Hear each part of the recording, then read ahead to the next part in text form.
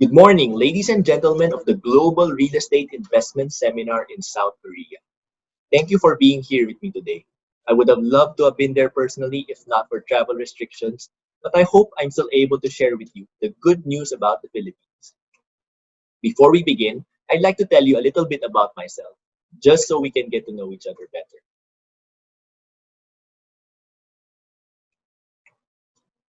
My name is Aaron Chua.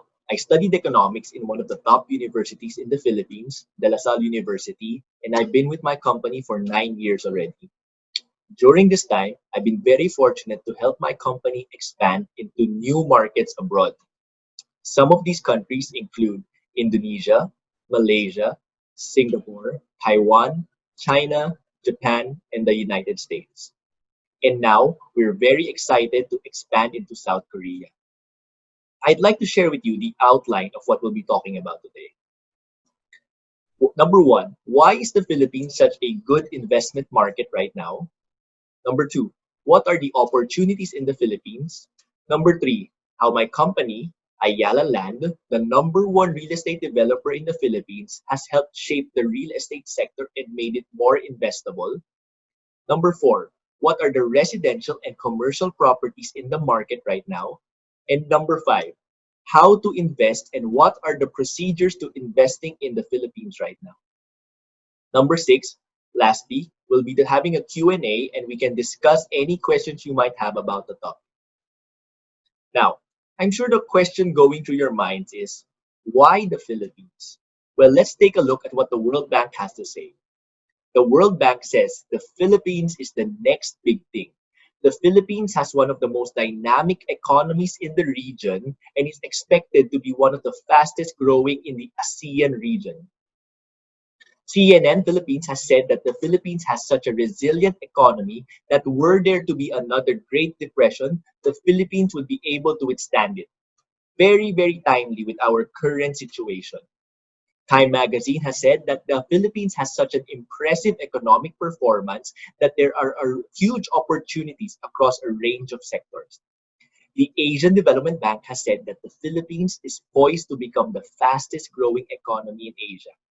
Let's just take a look. How fast is the Philippine economy really growing? Well, the Philippine GDP has been one of the fastest growing in the world, second only to Vietnam at 6.2%. Let's take a look at some of the infographics of the Philippines. I'd like you to focus on the lower right portion of the infographics, particularly here. The population of the Philippines is currently 106 million plus, and the median age is 24. We'll come back to this point later, but looking at this graph, you can see that the median age of the Philippines and the population means that the Philippines is a very young country. Business Insider has mentioned that the Philippines will be amongst the 20 largest economies by 2050. What does this mean for investors? It means that if you were to invest now, you can expect that your investment will continue growing from now into the future. Why is that? Let's take a look at the key drivers of economic growth in the Philippines right now. Let's take a look at three key factors: tourism, overseas Filipino workers, and the BPO industry, or the business process outsourcing industry. Now, when people talk about tourism, people normally talk about vacation tourism, and the Philippines is no exception. The Philippines vacation tourism industry is growing 15% per year. It's growing annually at 15%. The Philippines is also voted into the 20 most favorite countries in the world and has three of the best islands in the world: Boracay, Philippines, Cebu and Visayas, and Palawan, Philippines. But not only is the Philippines good at vacation tourism, but they have also opened up three other sectors of tourism that I would like to discuss today. Number one, medical tourism. Number two, education tourism. And number three, retirement tourism. Let's take a look at medical tourism. What is medical tourism? Well, medical tourism as an industry is booming worldwide. Medical tourism is when you have a medical procedure done in a different country because it's cheaper to have it done in a different country than in your own country. Let's have an example so we can discuss this in more in depth. Let's take a look at the United States. On the left side are medical procedures done in the United States hospitals and their costs, and the same medical procedures done in the Philippines. Take a look at the average savings by having these operations done in the Philippines compared to the United States. This is why the medical industry is such a booming industry in the Philippines right now. Let's take a look at the second sector of tourism, of the tourism industry that the Philippines is expanding into. Let's take a look at education tourism. Now, I'm sure you all know somebody who have sent their kids to the Philippines to study English. Not only is this popular amongst Koreans, it's also popular amongst the Chinese and the Japanese. The Philippines is in a very unique position of being one of the largest English-speaking countries in Asia. Not only this, because of the lower cost of living in the Philippines, it's cheaper to send their children to study English here than in the United States or Europe, but it's also closer to their home countries instead of sending them to Europe or America. So it's cheaper, it's also closer. Let's take a look at how many visitors partake in this in the Philippines right now. Let's take a look at the top visitor markets in the Philippines as of 2019. Number one, of course, is China, but let's take a look at the second most visitors in the Philippines right now. It's South Korea. Now, you can see that this is a booming market because of the number of visitors visiting in the Philippines right now. But let's take a look at the last sector of tourism that the Philippines is working into, retirement tourism. Why is retiring in the Philippines very popular amongst foreign retirees? Well, again, going back to my previous point, the Philippines is a predominantly English-speaking country. 95% of the population can speak English. Not only this, again, in our previous point, it's very, very cheap to live in the Philippines. Now, this is very advantageous for retirees because it allows them to have a more comfortable life living in the Philippines than living in their own country because the cost of living is lower. The Philippine government has made it also easier for foreign retirees by having the special resident retirees visa. We can talk about this in depth during the Q&A. Now, let's talk about the second industry that is booming for the Philippines right now. Overseas Filipino workers. If you're familiar with the shipping industry or the medical nursing industry, you'll notice that a lot of these are Filipinos. Why is this? It's a very common trend in the Philippines to have your family members or your friends working abroad in the same industry because it pays higher to work abroad than to work the same industry in the Philippines. What you do is working there, you send your money that you earn abroad to your family in the Philippines. This means that our OFW remittances, our overseas Filipino worker remittances, are a very big source of foreign currency for the government right now. You can see from this graph that the industry has been growing steadily year after year. The Philippines is expected to remain among the biggest destination of remittance flows. This is why the overseas Filipino workers is 10% of our current GDP. Now, let's talk about the last industry, the BPO industry or the business process outsourcing industry. What is the BPO industry? Because in case you're not familiar with it, let's take an example. The US company, Apple, the one who makes your iPhones, has their parent company in the United States. But they can have their customer service back office in the Philippines working through the internet to connect both to connect both companies. Why is this significant for the United States company and the Philippine company?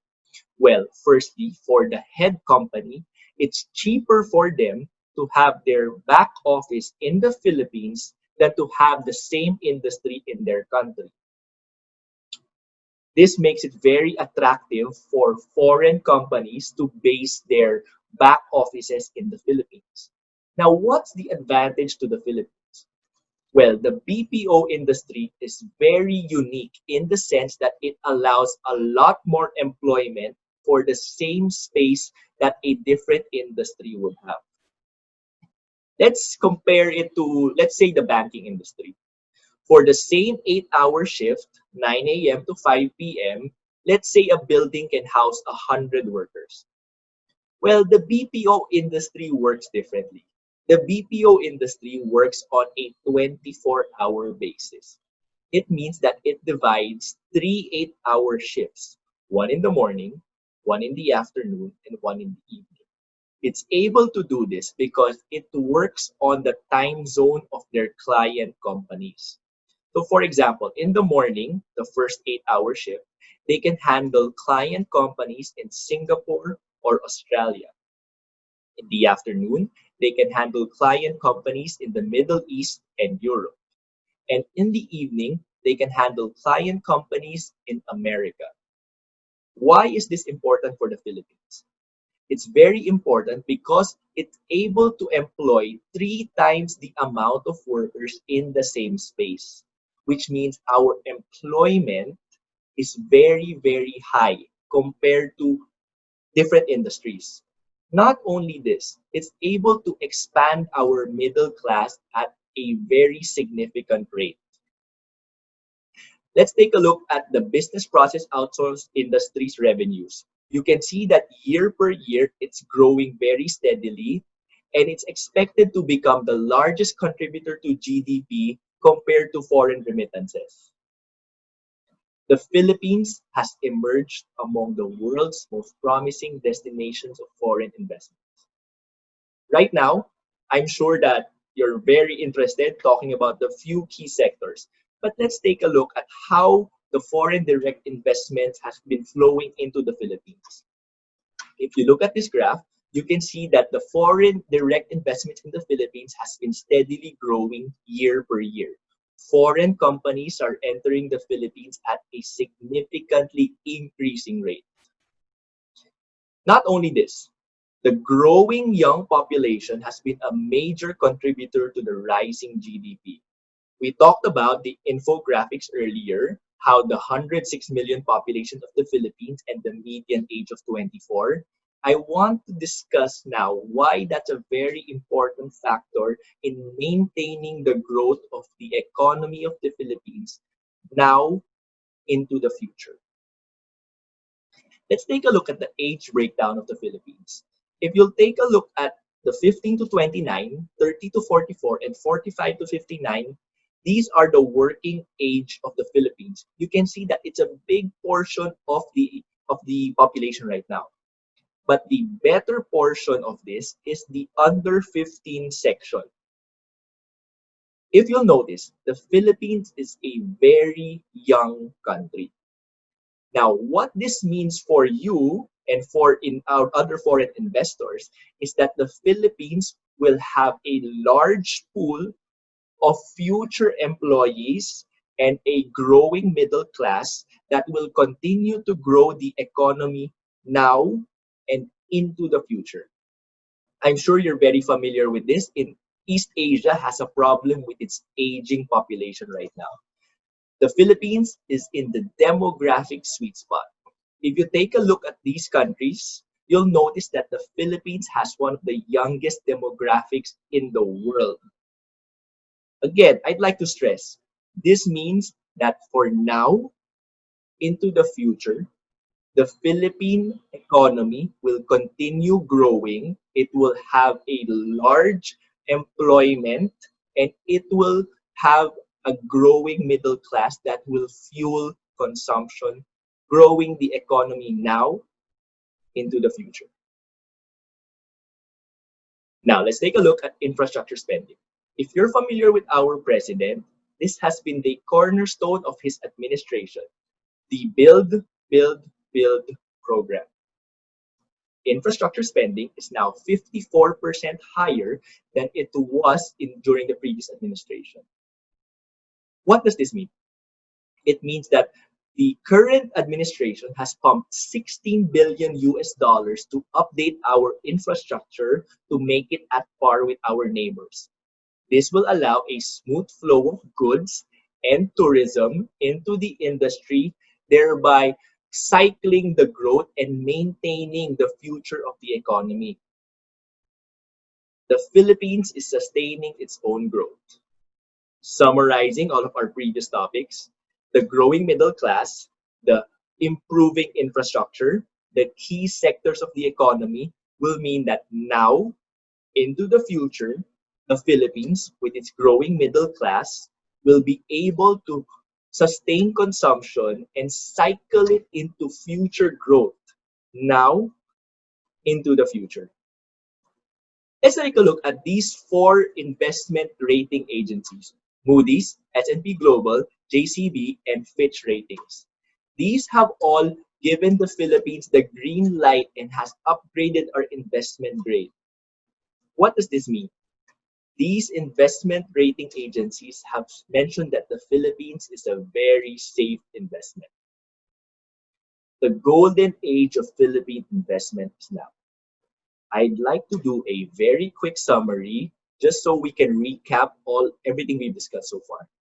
The three key industries in the Philippines: tourism, the BPO sector and OFW remittances, the infrastructure spending, and the young population. These five sectors will continue fueling the growth of the Philippines now into the future. On a practical level, what does this mean for you? It means that your investment into the Philippines right now will continue growing now into the future.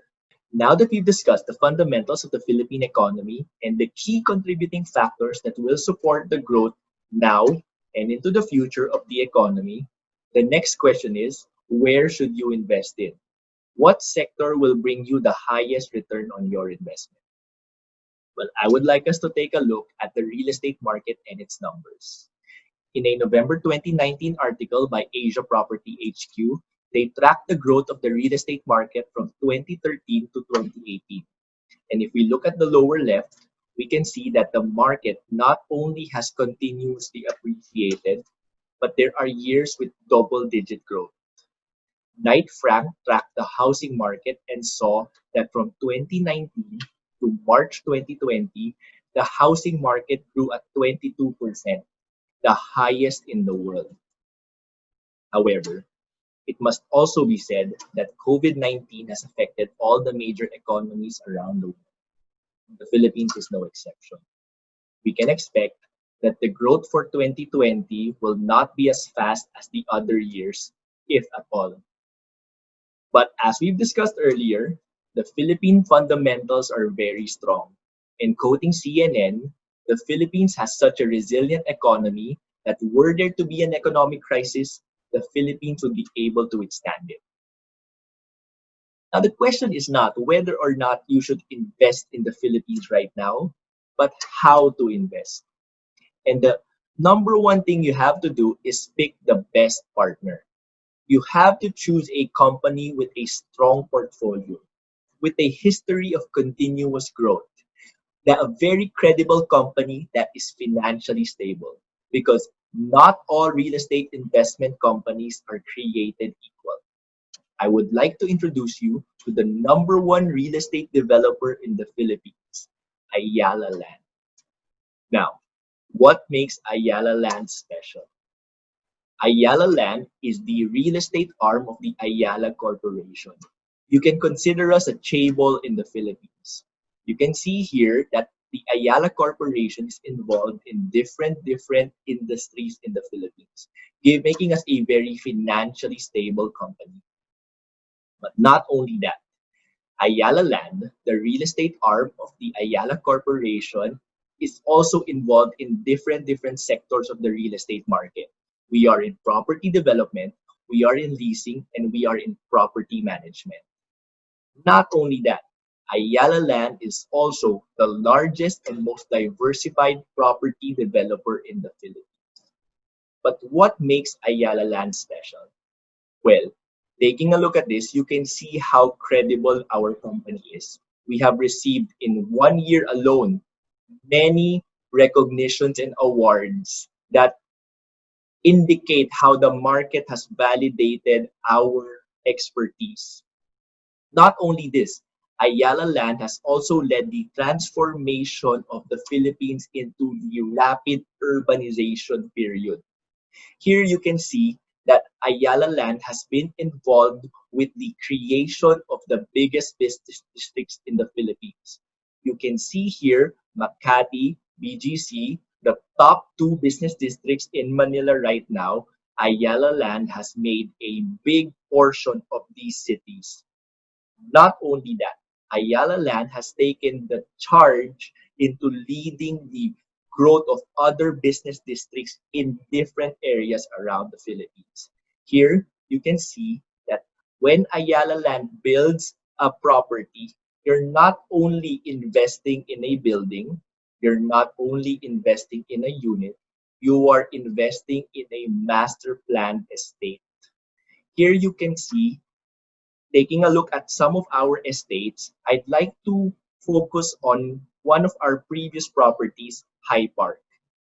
This estate was launched in 2015 at 124,000 pesos per square meter at its opening value. Fast forward 5 years later, and you can see that the value of the property now is at 245,000 pesos per square meter, almost double its value in 5 years. From here, you have an idea of how the market validates our work. You can also see here that Ayala Land is involved in different estates around the country, helping the rapidly urbanizing the country. Here you can see the different estates we have around the country. And when we make a development, not only are we making the development into a community, but we are making sure that the investment you have is not only into where you are living, but where you are working as well.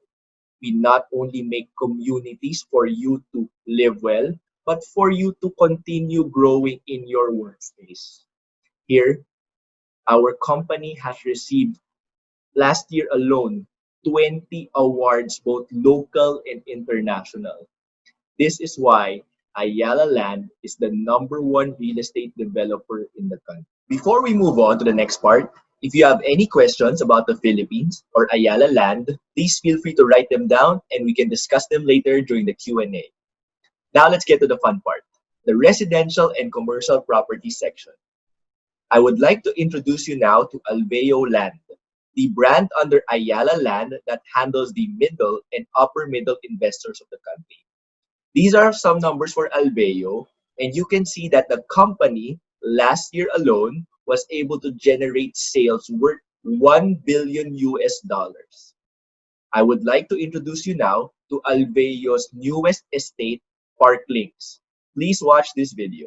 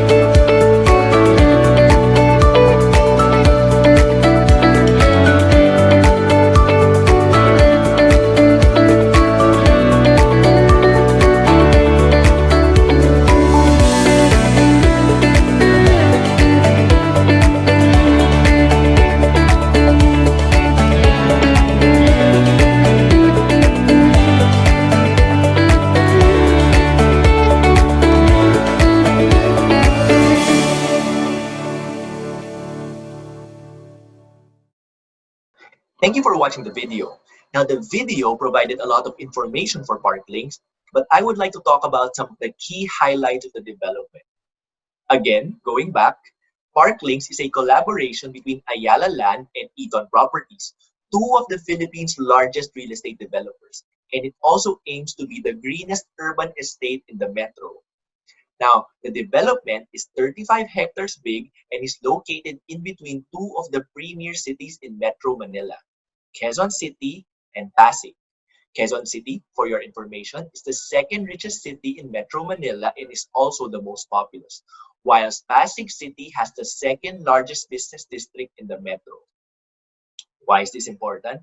This is because one of the key features of the development is the iconic bridge connecting these two premier cities. This iconic bridge will be 110 meters long and 25 meters wide. This is the final rendition of the bridge. Also, another of the key features of the area is the allocation of 50% of the development to open spaces. This is part of the plan to make it the greenest urban estate in the metro. Why is this important?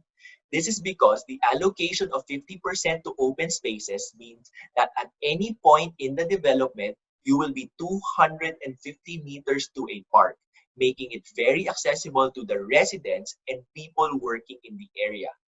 Now, this is going to be part of the 53 billion pesos initial investment over the first 10 years. Now, of the 677,000 gross floor area planned for the development, 70% will be for residential and 30% for office spaces. Now, this is the development timeline for the first 10 years. And as you can see, we are currently on track for the groundbreaking of the development and the malls, as well as that of the parks. Now again, this is to maximize the strategically located development of the estate. This is because the estate is located in between four of the premier central business districts, Makati, BGC, Ortigas, and the up-and-coming Vertis North.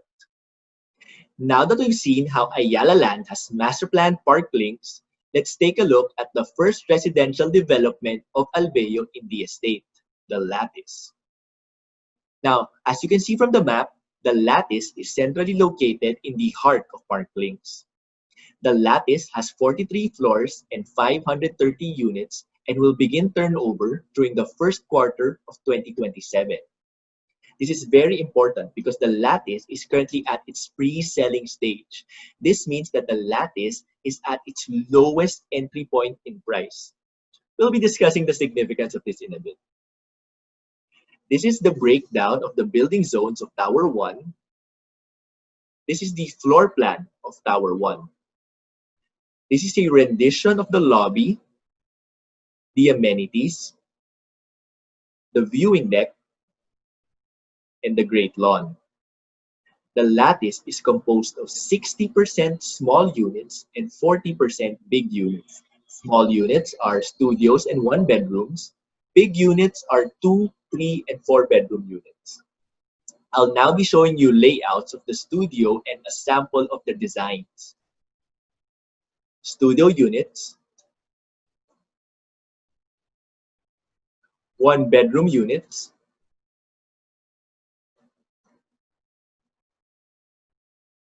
two-bedroom units, three-bedroom units. I would now like to discuss with you the importance of the pre-selling stage. This is a graph of Albeo developments in Ayala Land Estates. Now, as you can see in the beginning of the graph, this is the pre-selling stage or the lowest entry point in value. This is very important because our first developments doubled in value within a 6 to 7 year period. Now, as investors, we have the unique opportunity with Lattice to maximize the pre-selling stage. We can now enter at the lowest entry point in value and maximize the appreciation by waiting for our investments to double in value into the future. As investors, we can't miss this opportunity because the future is exciting for Parklinks. Now that we've finished talking about the residential property lattice in Parklinks, let's now move on to the commercial property section. As much as I would like to talk to you about commercial properties in Parklinks, being at its initial development stage, only the residential property lattice there has been launched. What I will do is talk to you about commercial properties in one of our currently developing estates, Arca South. Now, Arca South is the next business and lifestyle district south of the metro. This is the master plan of Arca South. Now, I'm sure you're asking yourself, why didn't we just talk about Arca South in the first place? Well, this is because the residential properties in Arca South are already sold out. This is because when we launch our projects, as is common in most of our estates, within the first year of the pre-selling stage, the entire project is sold out. Hence, again, going back to the importance of the pre-selling stage. Well, for now, let's talk about Arca South first. As you can see from Arca South, there are currently 3 malls located in the beginning of Arca South at the upper left side. Why is this? Well, this is because Arca South will be having the intermodal transport system located here. Now, what is the ITS? Well, this is the system wherein all provincial buses coming from the south will have to go to the ITS and then transfer to other buses going to different parts of Metro Manila. Because of this, we're expecting a lot of foot traffic to be entering Arca South, which is why we made 3 malls in the area. You can see how Ayala Land has master planned the entire estate. I would now like to talk to you about the commercial property in Arca South, Trine Enterprise Plaza. Now, Trine Plaza is located in the 74-hectare Arca South located in Taguig. Now, as mentioned previously, Taguig is also the location of our very successful estate, Bonifacio Global City. Taguig is also important because of the 7,000 commercial and industrial establishments located here. Now, I would like to show to you the vicinity map of Arca South and its proximity to BGC, Makati, and the airport. Now, you can see that Arca South is only 5 to 7 kilometers away from the major business districts and the airport, making it a very strategic location. Not only this, because of its strategic location, it will also have a connection to the subway, which is expected to finish around 2025. It is also the second stop from the airport. Now, being again at its strategic location, Arca South is bordered by 2 highways as well as being the location of the ITS and the subway. This is why we are expecting a lot of foot traffic to be going into this development. This is the site development plan of Arca South, as mentioned previously. Now, this is a rendition of how Arca South will look in the future. This is the mall. This is the back of the mall. And this is the hotel and the mall. As you can see, Ayala Land has master planned the estate. Let's now talk into more details about Trine Enterprise Plaza. This is a photo of our commercial development, and these are the details. Now, Trine Plaza has 13 floors with 180 units and will turn over at December 2024. Now, we designed Trine Plaza with efficiency and environmental design in mind, making sure that it is GBC compliant, the Green Building Code, as well as being LEED certified. Now, this is a sample of the modular design of the units, which will range from 92 to 260 square meters in size. These are the finishes of the buildings. And this is a sample of the look of the single unit interior and a sample of the look of the quarter unit interior. Ladies and gentlemen, I would like to take this time again reiterate the opportunity we have in front of us. We earlier discussed about the residential properties of Alveo land. I would now like to show you the growth potential of our previous Alveo office spaces. In 2012, we launched High Street South Corporate Plaza at around 133,000 pesos per square meter. Fast forward 7 years, and that same property is now worth 300,000 pesos per square meter, a growth of more than 100%. Data has shown that this was the growth potential our previous investors have received. We now have the same opportunity for you to receive that same growth potential. Let us not miss this opportunity to maximize the value of our investment. Now, I'm sure you're all excited to invest in Ayala Land properties. The question is how? Now, I could explain to you the traditional method of going through the foreign exchange management regulations before investing in overseas properties. But I have good news for you. Ayala Land has entered into a strategic business partnership with Korea's leading asset management specialist, Global PMC. With this partnership, we aim to simplify and streamline the process of investing in the Philippines. Now, if you have any concerns, Global PMC's representatives are here to guide you through the process of investing. I encourage you to contact and set up a meeting with them so that we can find the best investment for you. Thank you for your time. If you have any concerns, please feel free to ask them during the Q&A. I'll be there to answer all your questions. Again, thank you for your time. See you in a bit. Good afternoon. I'm Jeffrey Bishop, Chief Executive Officer of Effectuate LLC, a real estate firm licensed in Washington and Oklahoma. I'm also a licensed broker in Alabama with Caldwell Banker Commercial McLean Real Estate Services, currently the 7th most productive firm inside the Caldwell Banker's 400 offices.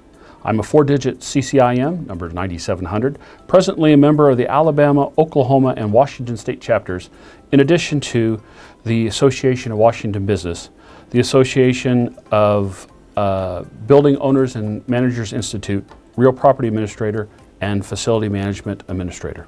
I'm a 30-year veteran of commercial and industrial real estate. I've worked in international markets including China, Korea, Japan, Taiwan, England, France, the Netherlands, Denmark, Portugal, Belgium, and Italy, with many Fortune 500 companies plus a myriad of regional firms. Effectuate is co-located in Seoul with a Korean company known as Su Plus, which operates as an access point for Korean investors and interested in the American market via the gateway city of Seattle. Today I'll give a quick update on American economic indicators that influence commercial real estate investments. Without question, the lead story for 2020 is the coronavirus and how it has impacted our lives and commercial real estate. Last week, Moody's Analytics issued a new metric, indicated called the When the Things Will Get Back to Normal Index, an unprecedented title for an unprecedented time. Moody's indicated that the virus has set the economy back some 25% and will take until 2022 to fully recover to pre-pandemic levels. As of the completion of the second quarter of 2020, the gross national product of the United States has slipped by almost 1/3. With recent improvements in some sectors, many economists think that has been adjusted to about 1/4. But much uncertainty still complicates projections as to when the recovery will start if it has not already begun. What is not fully understood to this date is whether the positive signs in the economy are sustainable or merely propped up by stimulus. Of note is the declining value of the United States dollar, which could create opportunities for more buying power for Korean investors if it continues to weaken, a trend worth watching. Of course, the situation is impacted by the critical presidential election, which will take place on November the 3rd, 2020, and the most hotly contested election of this generation. The outcome will undoubtedly change economic policy and affect commercial real estate as an investment. Effectuate LLC is active in 3 markets in the United States: Washington, Oklahoma, and Alabama. The largest market, most significant market we operate in is Seattle.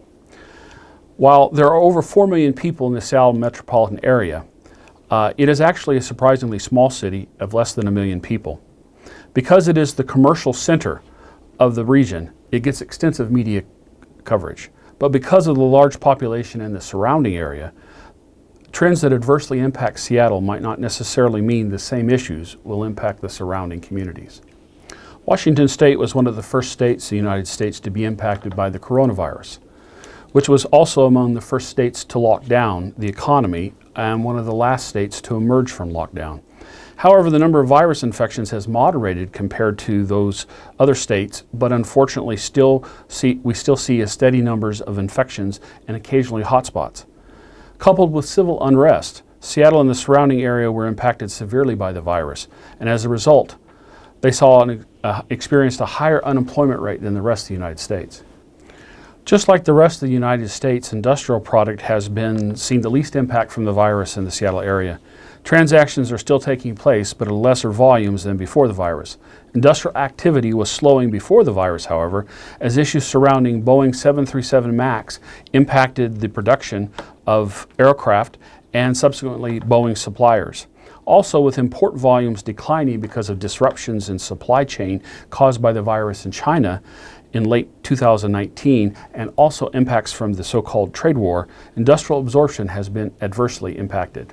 While industrial assets continue to be preferred investments nationwide, the push for reduced reliance on just-in-time inventory and more focus on reshoring and onshoring of manufacturing, the gateway cities like Seattle may see slower recovery than the rest of the country.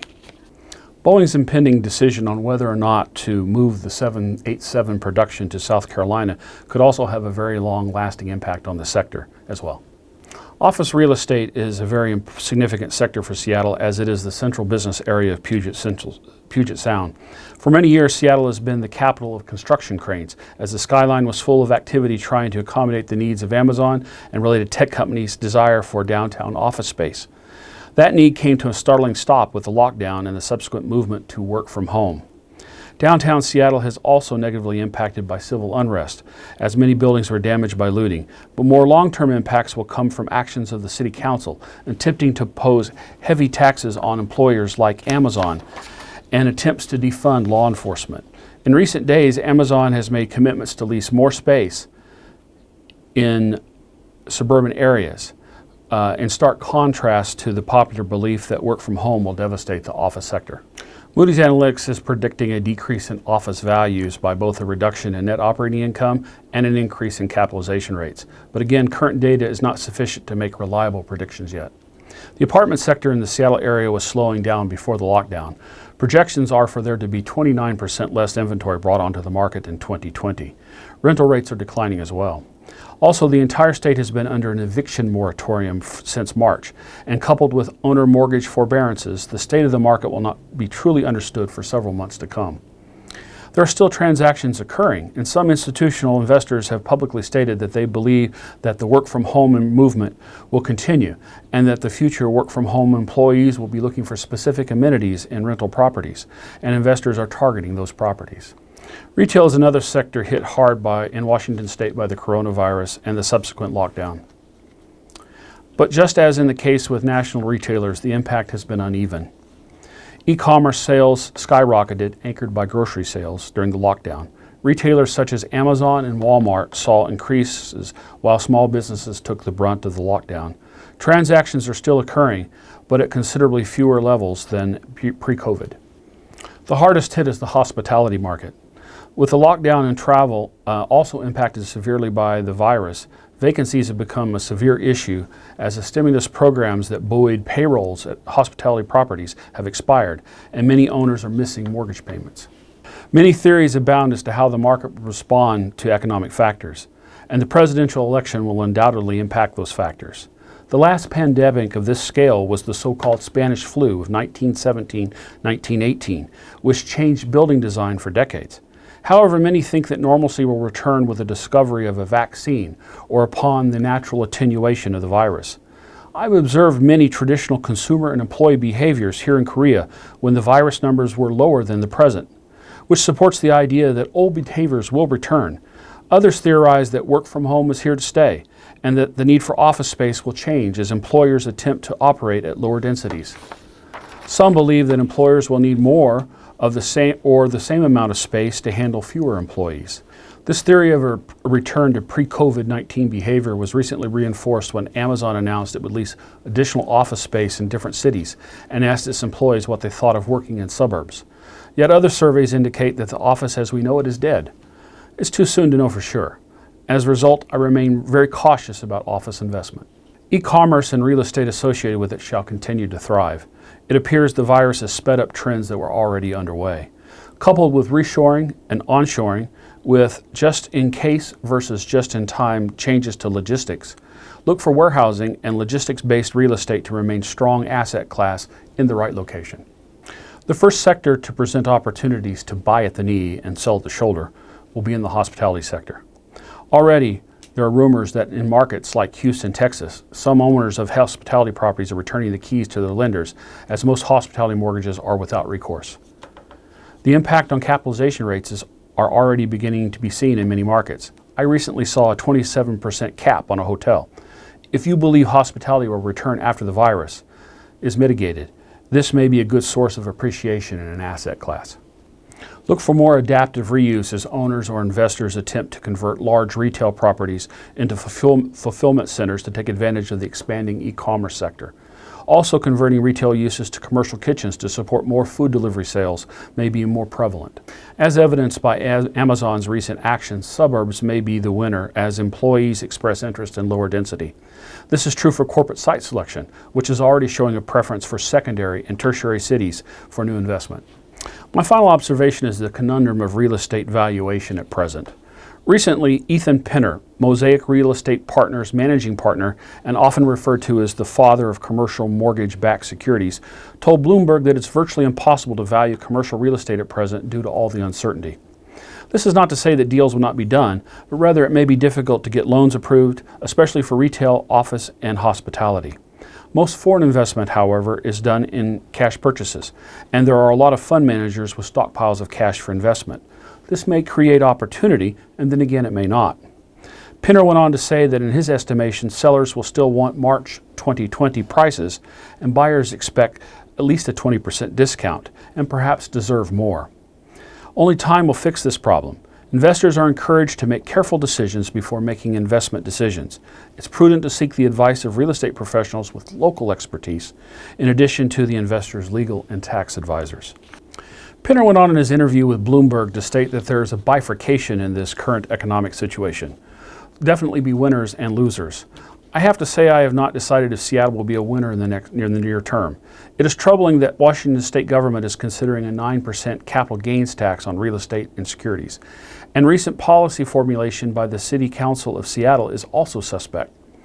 So I favor looking at secondary cities at present. Of course, an effective vaccine could shift the paradigm once again. What secondary cities are good candidates for real estate investing? The old adage that commercial real estate follows jobs remains relevant. In a recent survey of site selectors by the Site Selectors Guild, they listed a number of secondary and tertiary cities that in their opinion were likely to see new economic activity. Among those communities was Huntsville, Alabama, located in northern Alabama. Huntsville is home to more rocket scientists per capita than any other American community. With a long history of supporting NASA, the American Space Agency, and other U.S. defense activities, over 80% of Huntsville's employment base is considered essential. Huntsville has always had a strong economic base in science and technology and mathematical fields. Recently, Huntsville has been selected for multi-billion-dollar investments by Toyota Mazda and other notable projects by Polaris, Blue Origin, and Facebook. The state of Alabama is rich in Korean investment. Almost 70 Korean companies have facilities in Alabama, the most notable being Hyundai, who makes automobiles in Montgomery. LG also has a facility in Huntsville. The most interesting thing about Huntsville is that even during the pandemic, companies continue to announce investment in Huntsville. Most recently, Toyota and Mazda unveiled an additional investment of almost $1 billion in their factory, which is not even opened yet. There's almost 100,000 square meters of speculative industrial space under construction today in Huntsville. The scale of the Huntsville market favors development, but portfolio transactions do exist. Korean investors may also want to consider other secondary and tertiary communities with similar economic signatures. This concludes my comments. If you have additional questions, please feel free to contact me via the sponsor of this event. 감사합니다.